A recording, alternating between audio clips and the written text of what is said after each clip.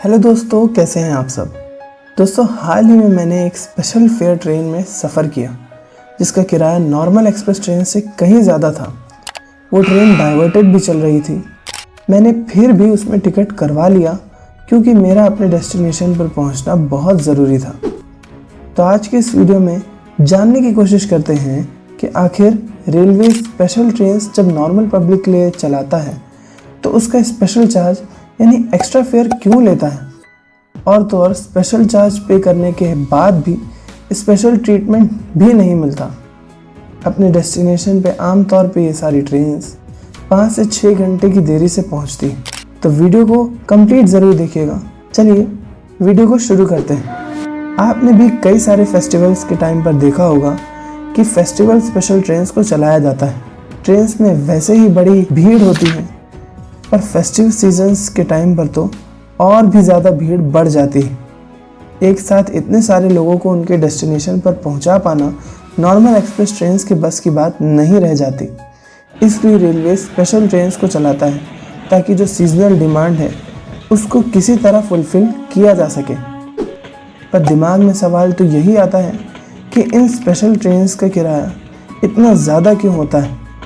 चलिए एक एक करके सारे रीजंस पर नज़र मार लेते हैं। सबसे पहला है, ट्रेन्स को चलाने का अलग से खर्च लगता है। स्पेशल ट्रेन्स क्योंकि कुछ टाइम के लिए ही चलाई जाती हैं, तो उनको अलग से चलाने का खर्च, उसकी सेफ्टी के लिए अलग से स्टाफ, अलग से कोचेस को अरेंज करना, फ्यूल और मेंटेनेंस को भी अरेंज करना, और किसी तरह उसका प्रमोशन और उसके टिकट पर भी ध्यान देना, और भी बहुत से काम होते हैं जो कि स्पेशल ट्रेन्स के लिए अलग से करने होते हैं।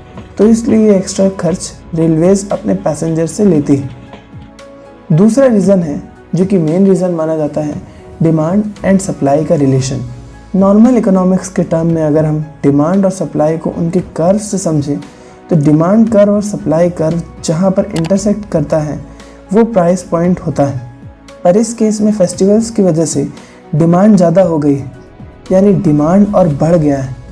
तो इस केस में डिमांड कर्व भी आगे की तरफ शिफ्ट हो गया है। अब आप देखेंगे तो डिमांड और सप्लाई कर्व अलग जगह पर इंटरसेक्ट कर रहा है। आमतौर पे ये समझा जाता है कि डिमांड और सप्लाई जहाँ पे बराबर होती है उसको प्राइस घोषित किया जाता है। तो यही कॉन्सेप्ट इसमें भी यूज़ किया गया है।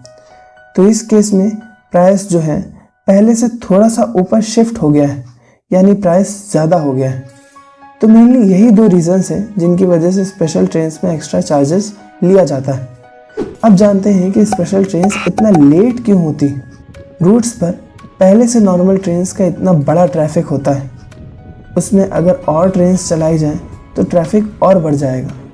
रेगुलर ट्रेन्स का टाइम टेबल ऑलरेडी उस ट्रैफिक के हिसाब से सेट हुआ होता है, पर स्पेशल ट्रेन का ट्रैफिक के हिसाब से टाइम टेबल सेट नहीं हुआ होता है।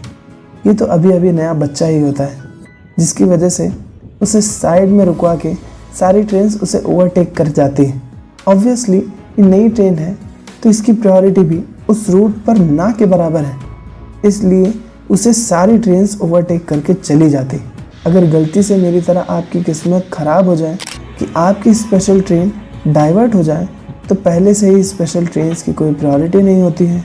ऊपर से डाइवर्ट होने के बाद जब नॉर्मल एक्सप्रेस ट्रेन की कोई प्रायोरिटी नहीं बची रह जाती है, तो स्पेशल ट्रेन्स जिसकी पहले से ही कोई प्रायोरिटी नहीं है, डाइवर्टेड रूट पे तो और भी प्रायोरिटी नहीं मिलेगी। उम्मीद करते हैं कि वीडियो इन्फॉर्मेटिव लगा होगा। अगर आपको डाइवर्टेड ट्रेन के बारे में पूरी जानकारी चाहिए तो आपके सामने वीडियो आ रहा है, उस पर क्लिक कीजिए। मिलते हैं आपसे उसी वीडियो में। Thanks for watching this video.